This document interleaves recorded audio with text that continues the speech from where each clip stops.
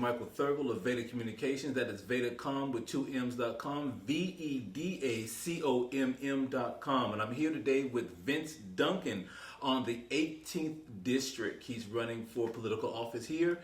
And, sir, how are you feeling today? I'm feeling pretty good. I'm excited about the future. I'm excited about everything that's happening. We have a lot of challenges that we need to address, and how our district here in Houston, Texas could be a beacon to the rest of the United States on the new direction that the country needs to go. Understood. So I'm really excited about that. Ladies and gentlemen, for those that did not attend the Juneteenth celebration last week on Thursday, this is what Jolanda Jones had to say. I'm running to succeed the seat where Congresswoman Sheila Jackson Lee was, so it is Congressional District 18. Correct. And one thing is for certain, I'm always going to fight for us. I know that's right. Always. I know that's right. I'm the only person in this race who is ready from day one. I'm the only person in this race that's filed the bill, whipped the votes to get my bill passed in a Republican place, and gotten bills enacted. I'm the only one. I don't let nobody else fool you. Let me also say this. I'm a lawyer for 30 years. Correct. 3-0. And I'm from Third Ward, but for 30 years. How did you feel about that? I felt really good about her expression, her position. Okay. And what I was taking from it was that she's been in politics for a long time. And she mentioned that she's been into it about 30 years. And I was saying, after 30 years, you should have completed what you were trying to do. Okay. And to me, that was an indictment. It was an indication to the people of, after 30 years of being in it, if you haven't accomplished the things that you started out to do, then it's time for us to take a new direction. Okay. And so that's what I'm representing.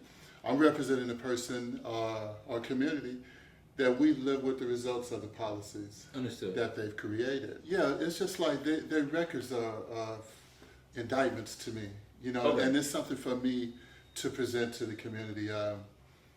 She's been in politics. She's been a part of the Houston political structure, city council, now state rep, and we are just given a buffet or just a continuum of Democrats, you know, just failed Democrats with failed Democratic policies, and they just pass them around to us. Gotcha. And so when I was just listening to her, I said, well, that's good for them, but even in what she was talking about, there was no substance.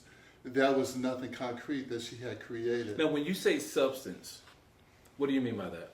Well, what I've done as a citizen, I'm affected by the laws that are coming from Washington, affected by the laws that are coming out of Austin, you know. And so in Ms. Jackson Lee's case, she was in Washington. Okay. And then in this Ms. Jones's case, she was on our city council, which is a local, and then she is now in Austin, representing, I want to say District 147. Okay. So all of the things affecting us, they're not addressing. This is what my point is. Well, what things are not being addressed, or the things that are affecting people? Okay, let's say right here in our district. Okay. It's the property taxes. You know, what's happening with property taxes? We're being taxed out of existence. Right now in Houston and in so many of the communities that she was talking about, they are part of District 18 as well, whether it's Third Ward, whether it's Midtown, whether it's Second Ward. Okay.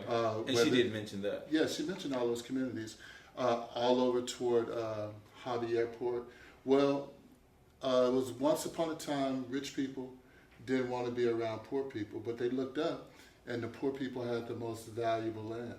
Okay. Right, close to everything, close to downtown, close to the medical center, close to all of the things that mattered the most. Because at that point, Houston had moved suburban. Okay. And so now people are moving back into town.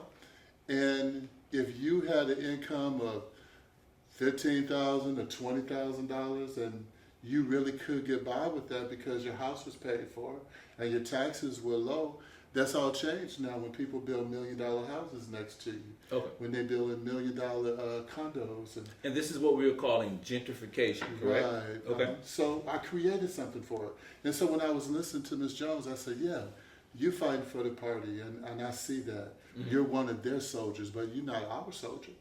You know, your fight is the fight against Trump, and it's a Well, fight against. let me ask you Biden, but before it's- we even talk about Yeah. her comments towards President Trump. When you say our people or the people, which people are you referring to? the American people. Okay. Yeah, across the board, the American people, the Texas people, the Harris County people, the Houston people. Okay, and so they have a political civil war going on, Democrats and Republicans. Okay. But in their fight, they've ignored us. This is what my problem is. Okay. I said, so y'all so busy fighting each other that y'all can't get around to what our needs are. Understood. And that's the point that I'm making. And so politically, I was never after their voters. I was after the rest of us who were saying, well, look, we don't fit into these two boxes Okay. that you all are fighting for, and we'll just create our own agenda. Is the Democrat Party within Houston, Texas, effectively doing enough to serve the community in your position? No, they're failures. I mean, just look at what happened with our school board. Okay. Yeah, our school board, I mean, they tanked the fourth largest school district in America. They did such a bad job that the TEA had to step in Okay. and take our accreditation for us. This is failure. This is absolute failure. When the schools are failing, that the state steps in and says, we have to take over. You're doing a bad job. Okay. You know, the board that you've elected, Houston, is horrible. You know, your schools are underperforming. We're just going to step in and we're going to take over. So now these are the things that they presided over. And this is just the tip of the iceberg of the level of failure that we've had under their leadership. Let me ask you, if Jolanda Jones was here right now, listening to this conversation, what would you say to her? There's not a lot to say to her. It would be more to say to the people, what do you think of her track record? And so in politics, for me, it's never a shot at necessarily the candidate or Ms. Jones, but she was talking about what she was doing, and I just saw a candidate who was part of a pool of democratically elected people who've been failing us, and that she was going to be next in line to exercise their policies for us, which are taking us nowhere. That's what I saw. How is your political stance not only differed from hers, but in your estimation maybe somewhat superior or otherwise? So what I've done here is I've given you a card here. Yes, I do. Have that part here. And I'm calling it the Harris County Reform Act. Okay. So it consists of 4 things, and this is what I'm demonstrating to the viewers. I'm going like, hey, listen, they are not thinking about us. So why don't we think of ourselves? Okay. So I created something called the Harris County Reform Act. It consists of 4 things. Mm-hmm. And so on the back side of it, what kind of city do we have or society if we don't have anywhere to live, right? So I created something called free and clear property ownership reform. So now this is going to stop gentrification in its tracks. So how is it that you could buy a house and never finish paying taxes? Ever finish paying taxes? And they have it set up to where you could get an exemption at 65. Okay. I mean, but you have a life expectancy of 72, maybe 75. Okay. And so they take your homesteaded property and they make it a public thoroughfare to finance everything they can think of, whether it's the schools or any kind of infrastructure, state or county or city infrastructure. It's all financed on the backs of the homeowners. Okay. And so what I was saying is, hey, look, whenever the Texas Constitution started way back in the 1800s, they didn't have any idea that a city or a county like Houston was going to turn into a metropolis. So at the time, all we had was homeowners and business owners, and they put the burden of everything on those 2 groups. Understood. Right, and so what I'm saying is this here, we need a way out. The system is supposed to serve us, not us serving the system. And so when I listen to party candidates, I said, and every time I listen to them, I say, you want to continue the system that makes us serve them instead of it serving us. So with this free and clear property ownership reform, this would say that we pay into the tax base for 15 years. Okay. Now, after a period of 15 years, we own our land freely and clearly, and the state can never foreclose on us for property tax. Now, if an act like this or a bill passed like this, it seems like it would be a monumental thing for homeowners. Right. Do you think it would boost home ownership? Yeah, right now in Houston, we just do Houston.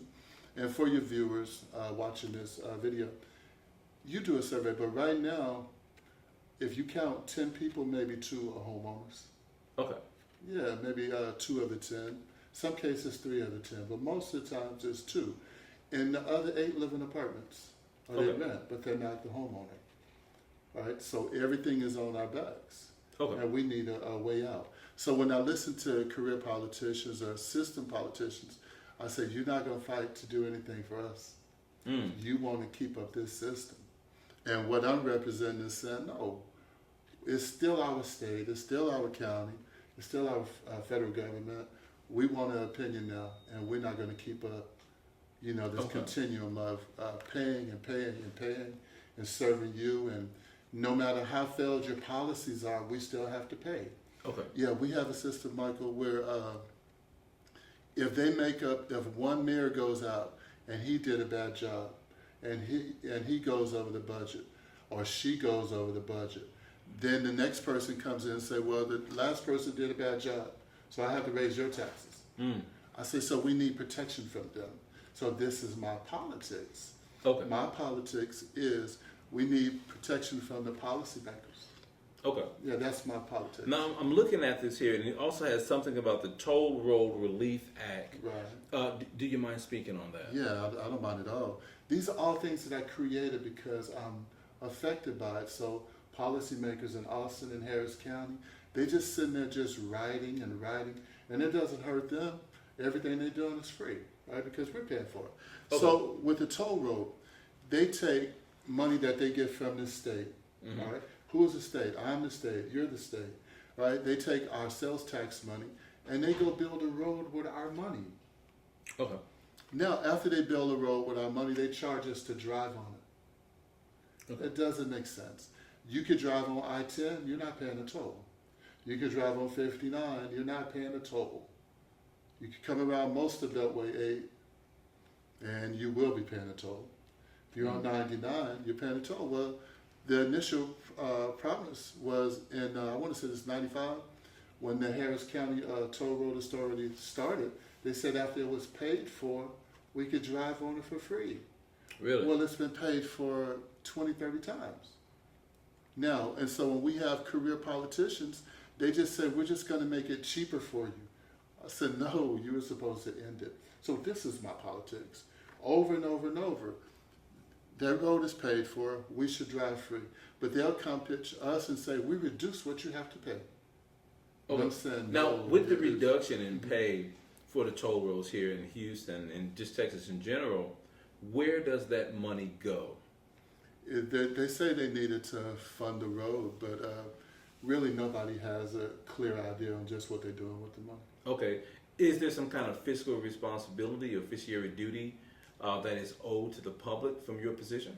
My position is the public paid for the road already. And we approved the agency based on the promise that you gave us. We voted to say, okay, we'll let you do that with our money. Okay. Now, they're not living up to their end of the deal. They've gotten in office, and once they're in office, it's more important for them to keep the system going than to serve the people. And now, during our conversation yesterday, you did speak about that. Whereas there's a machine, or appears to be some kind of machine, political machine in place that needs to be fed on a continuous basis on candidates. Right. Do you mind talking about that? Yeah, the way it works is the two-party system. They only want us to have their candidates. Okay. But America was never really established for the parties to dominate. However, the people that run the parties, they've done a really good job of marketing themselves as the only way. Okay. So the laws have never changed.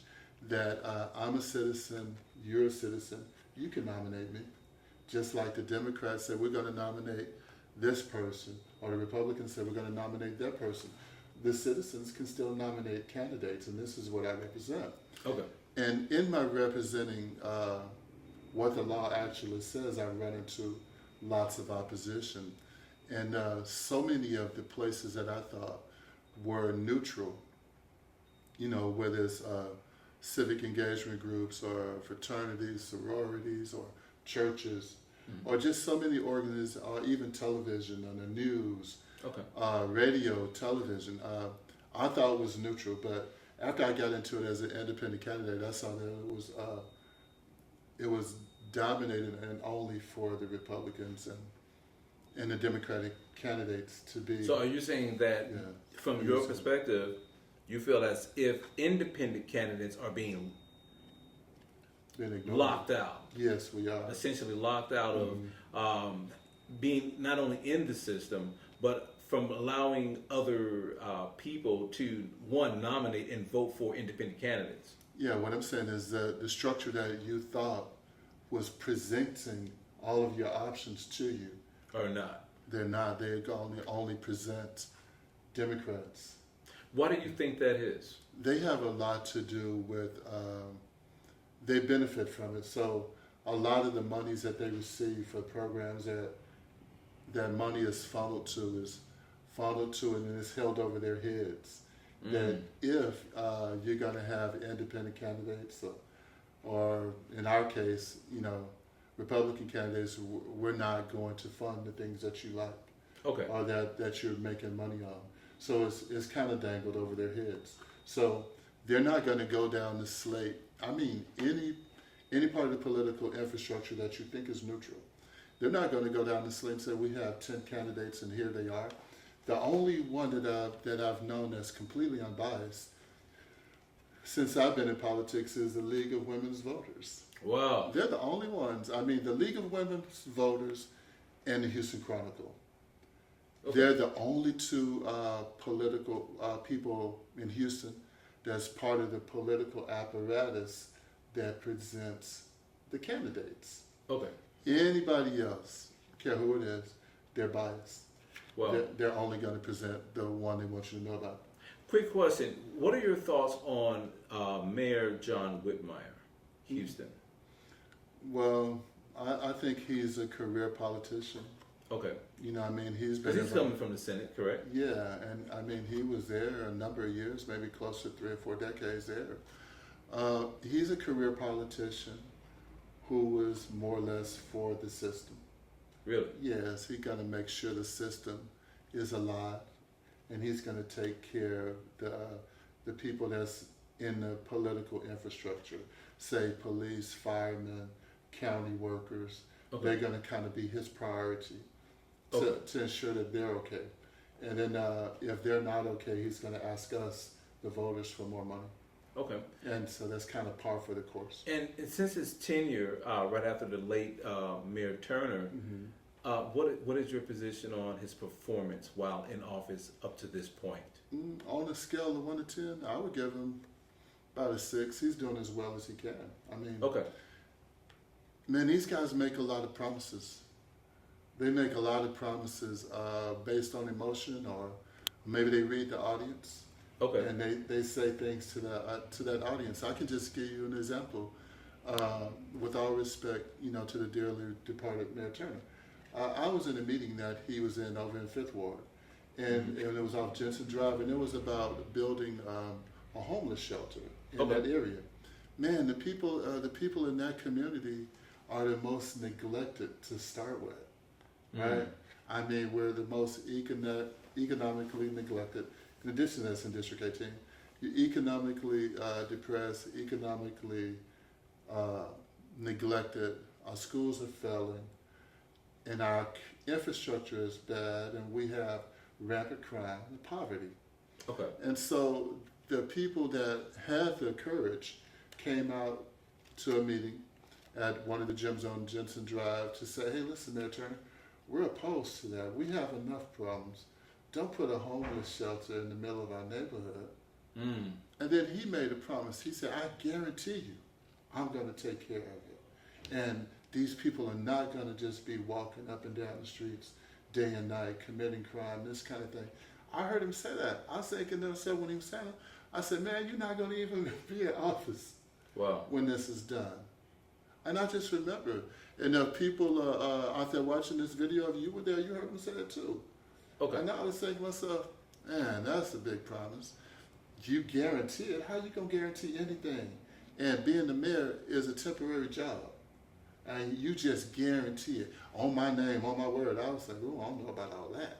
Oh, okay. You know, and so, but the point, it was a big promise. And so the people didn't believe it, but he made it.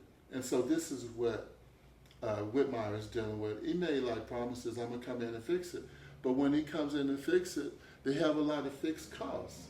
And on the fixed costs, nobody budget, Okay. right? And so he got the same amount of money to work with. That's what I'm saying. So let's say the city of Houston has a budget around $7 billion. Well, $6.5 billion was already spent. Well, let me ask you. That's what I'm saying. Yeah. In terms of the city of Houston, Mm-hmm. what do you see that it actually really needs? I just say it just needs managing. You Okay. know, I say it needs managing. Man, Houston's a great place. It's It's a great place, a beautiful city. It's so physically diverse. I mean, you drive on one side of Houston, they got tall trees.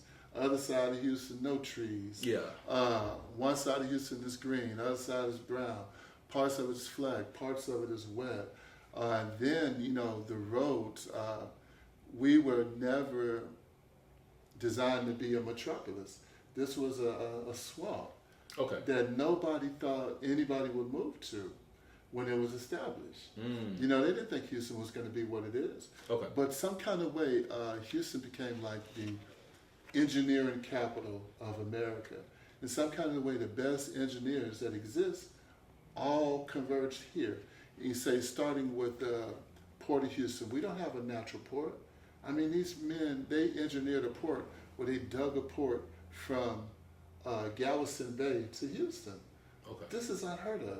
And so it was like we became this engineering mecca that created the sprawl that you see. Okay. And it's become what it's become. So all, like when you're driving up and down Cullen Boulevard, he was an engineer. Or you talk about Jesse Jones High School, where Jesse Jones was one of the best engineers in history. And you talk about John Chase. Well, these are some of the best architects to ever come in. Some kind of way they ended up here. Then we ended up with a medical center, right? Yes. Where we become like a medical metropolis. I mean, these things are unheard of. So Houston's fine. It just needs to be managed. And then we just have to get somebody in there who can give us an honest speech on saying, hey, look, here's where we are. Here's our fixed costs. And this is what we're going to try to do to manage things. Okay. Yeah, so I don't see what we need a lot. Backtracking to campaign promises. Mm-hmm. What are your promises? Or do you even make promises? I do. I have an agenda.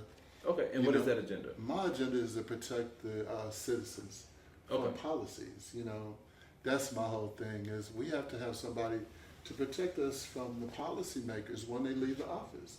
Okay. Again, if one mayor comes in or one governor comes in, say right now the governor we have, he has a surplus of money. Okay.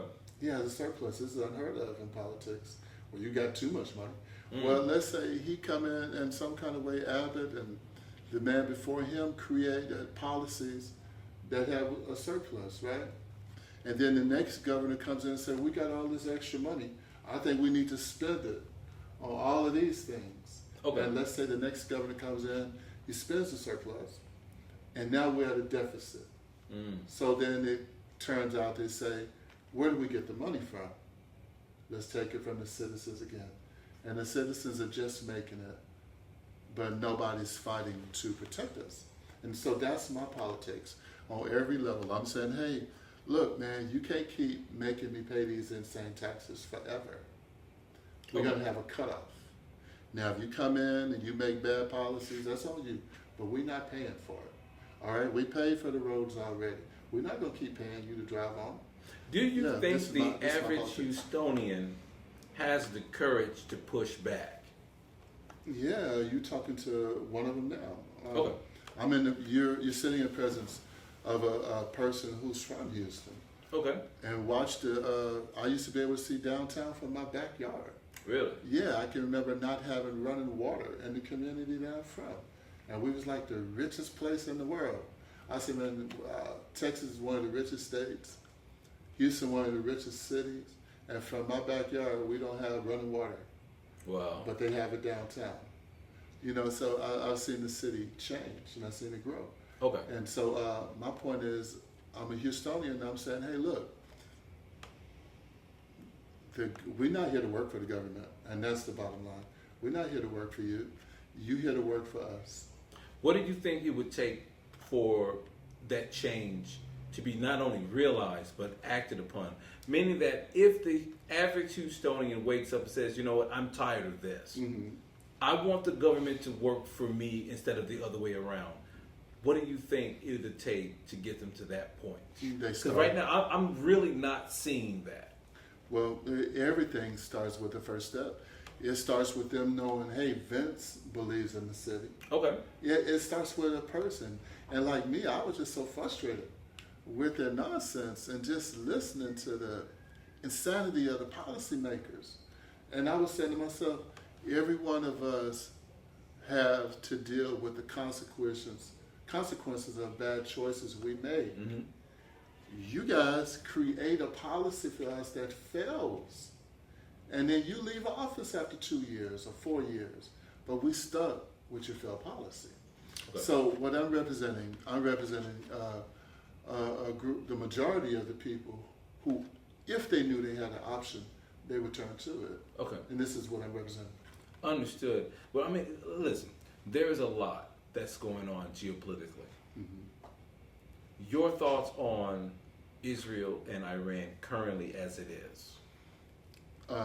Israel and Iran is an American disaster.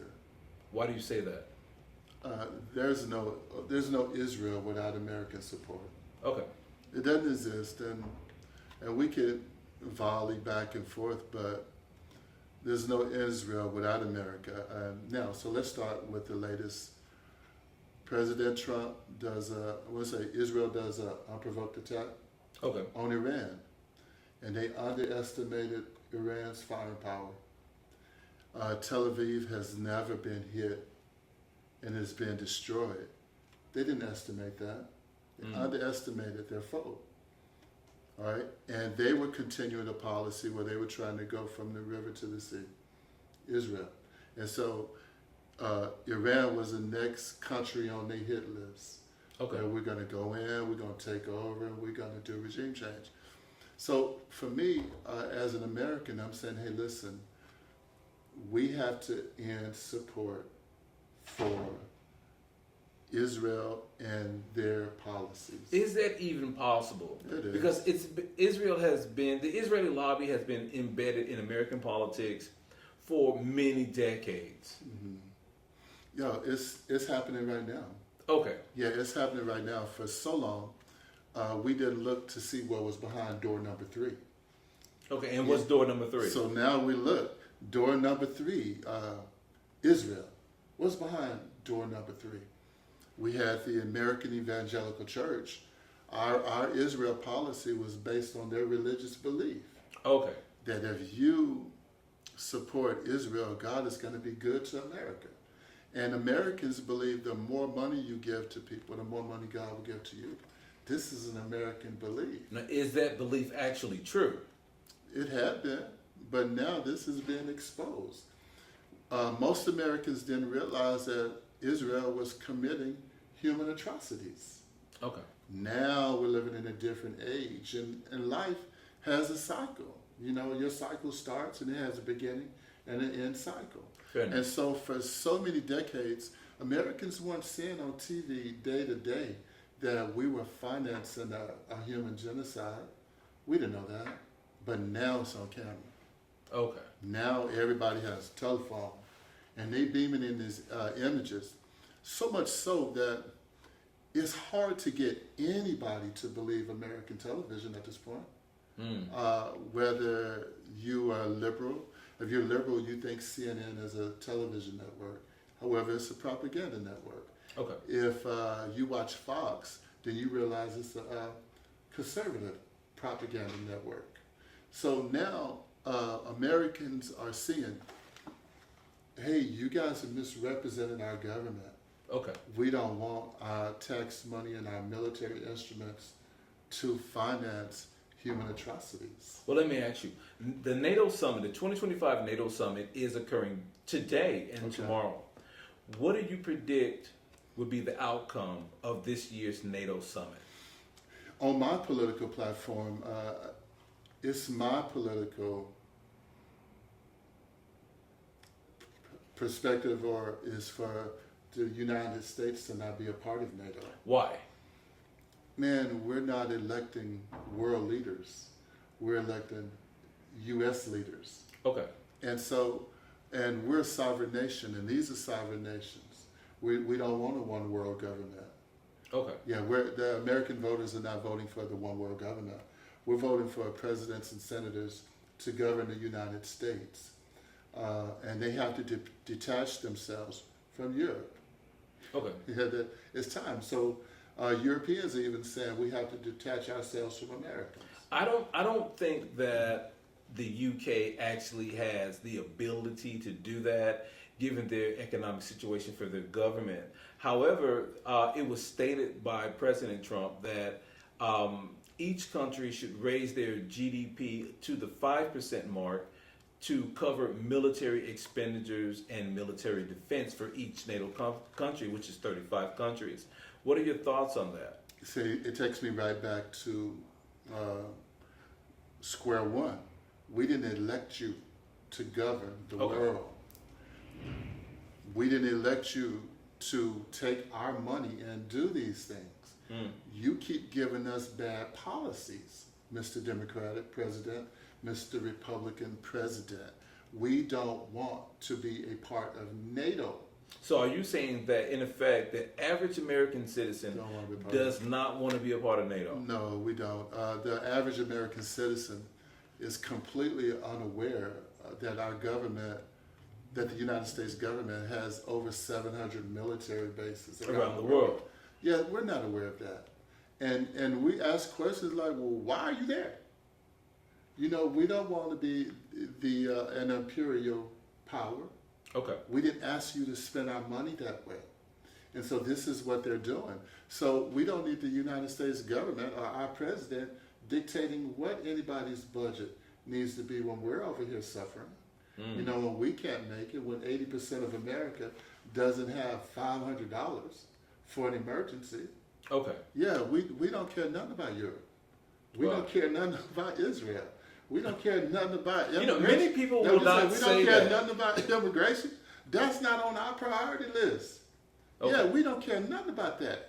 What we care about is our safety and security. Well, why do you think they're prioritizing NATO, immigration, and different things of that matter? Why do you think the federal government is doing that?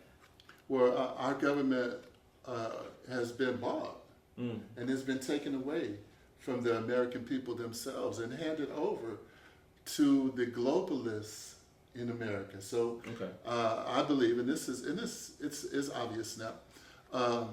In the 70s, we had what we call a standard measuring systems here in the United States, Okay. meaning pounds, meaning inches, meaning yards, Right. meaning feet, right? 12 inches, 1 foot. Well, then they decided in the 70s that we should learn the metric system, kilograms, milligrams. Yeah. We were saying we don't need that. We don't need kilometers. But they were trying to introduce us to globalization. Okay. So when you get in your car, it used to have MPH. Yeah, miles per hour. Then they clicked it where you could say, kilometers per hour now. Well, this is integrating the Americans into the world economy. And we don't want to be in the world economy. Why not? And we don't want to manage the world. Okay. We don't. For me, I'm a protectionist, an American protectionist. Okay. I'm saying I think the world better off if America not in charge. Well, listen. Half the Chinese world- President Xi Jinping Yeah, says he's really- protectionism doesn't work. If Your for, thoughts? for him, Okay. because he has a government that has benefited from all the American money that Okay. we sent there. So of course he gonna say it. If you an American, let's say, and you making $10 an hour, or, here, Okay. or $15 an hour. Well, man, you not gonna compete with no Chinese labor. This is true. Yeah, so putting the United States into an integrated economy is failure for us. Wow. It's absolute failure for us. Okay. And that's what I'm saying. And so it's like we just continue to have a group of politicians who will talk to us and lie them about what the rest of the world need. Okay. And they're never going to put us first here in America. We're going to like, can we be first here? Well, when you say first, what do you mean by that? Prioritize the needs of your own citizens. Period. Okay. Even with Trump's "Put America First" campaign, that promise, do you think he's fulfilling that? No, he's failing. He's Okay. failing. I mean, he's not even a year into it, and already Mr. Trump has no credibility. Zero. Okay. Oh, man. The only thing credible about President Trump is the Oval Office and the executive branch Wow. of the government, but he's washed. Wow. What, Yeah. what do you foresee for the next 3 years of President Donald Trump? Well, for him to survive, he's going to have to come in line with what we want Okay. if he wants to survive. So there are a lot of people who voted for Trump based on his promises. And these people see that he's not keeping his promises. And they're letting him know on every level, hey, listen, the Biden voters voted for him, and when they saw that he was failing, they stayed quiet. Trump voters voted for him, said, hey, we voted for you on the promises. We're not dedicated to you. Okay. That's the difference. So when the Biden voters saw him failing and falling down steps and not able to talk, they kept saying, you didn't see what you see. Trump voters go like, no, we're not falling for that, Trump. You attacked Iran, and we don't support that. Hey, Have you Yeah. have you seen any Americans that supported in the slightest bit that attack from America on Iran? Have you seen anyone? yeah, there's a handful of people, Americans, who believe it's the American duty to fall for the propaganda that the American president is a leader of the free world. Okay. Yeah, these Americans believe that it's America's job to run the world. These Americans believe that. But I would say 70% of America does not Okay. agree with that. And that Trump was completely out of order. Completely out of order. Okay. Yeah, completely. And I mean, yeah, he's completely out of order in his speech and his actions that he's taking. The actions that he takes, they affect millions of people here. If he's not going to consult the Congress to ask for permission to start a war with the Congress, and that means that he is ignoring the people. The Congress is the extension of the people. This is true. Yeah, and if you're going to sit there and tell me, hey, I'm going to ignore 200-300 million people, and I'm going to sit up here with these guys and make a choice for you that you don't want. And right now, I mean, he's jeopardized all of our safety and security. I mean, Well, let me ask you: do you think Iran is going to close down the Strait of Hormuz? I think Iran is going to defend themselves, and they have demonstrated that they are a worthy foe that has been underestimated. Okay. If they say they have the ability, I believe it. If their supreme leader says we could shut it down, I believe they could do it. If the people in Yemen that we're referring to as the Houthis, if they have the ability to survive that B-2 bomb, the bunker buster, and within hours was shooting missiles Yes.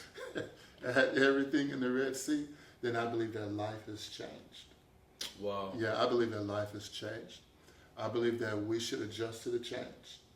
Okay. And I believe that we're better off if we get leaders who say, hey, listen, we need to back off now. We can't afford to have blood on the streets in the United States. Do you think it's coming? It's possible. I don't really want to speak it into existence. I understand. But we're at risk. Yeah, we're How much risk are we talking about? Man, the term jihadist is not a term that most Americans are familiar with. But jihadists believe that if they die for good, they have a place in heaven. Okay. And they're willing to die Do you think for there their are position. jihadists here in Houston? Yes, I do believe that. Why? And we're the most diverse city in the United States of America. Okay. Yeah, we had the Iran crisis, and we've created refugee crisis. And they have lots of Iranian refugees here. I want to say it's maybe like a couple million. Wow. Yeah, they're here. And man, they don't want to see their land destroyed. You know, especially at the hands of the people of Israel. Well, let me ask you, running for the 18th district, what could you do to help alleviate or provide a solution for such problems? You know, what I'm doing a little different.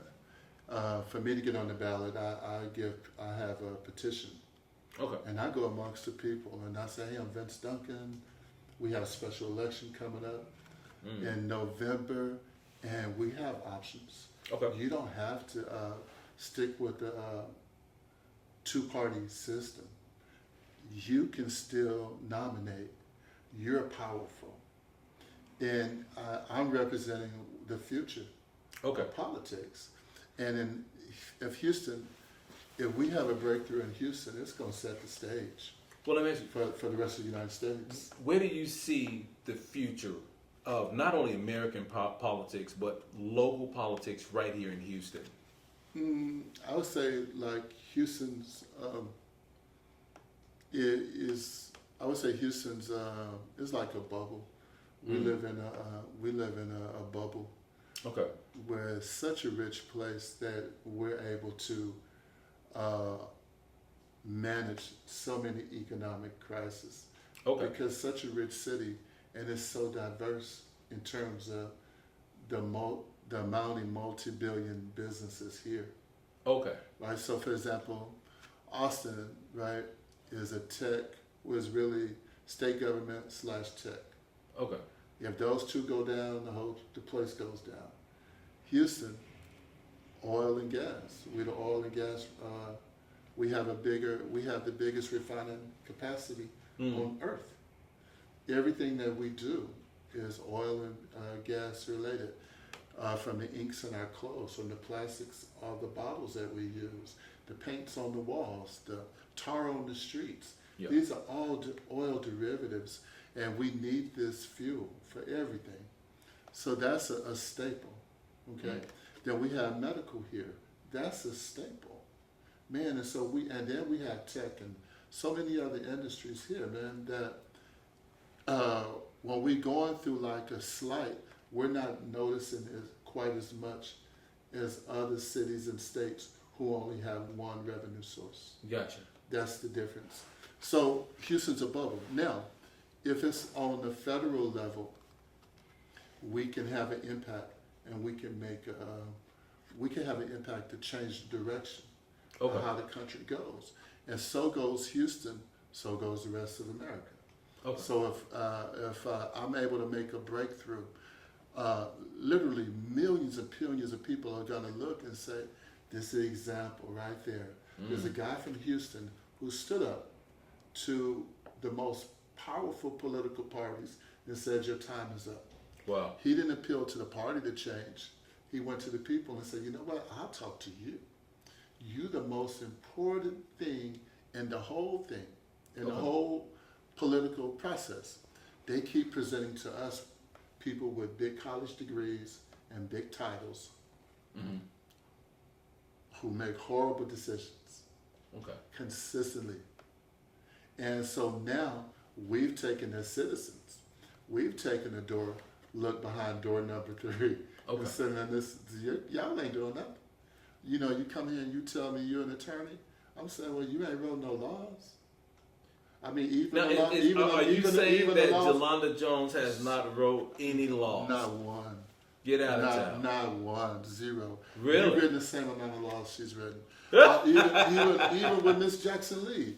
When she was there, Miss Jackson Lee never wrote a law. Really? Not one time. No, I was told by a lot of Houston residents that she played a vital role in the bringing of Juneteenth to Houston and Texas. Yeah, okay. Now, she didn't bring that to us. I mean, look, that happened, you know, a couple of years after slavery, okay? Now, there's a place that my parents are from. It's called Mahead, Texas.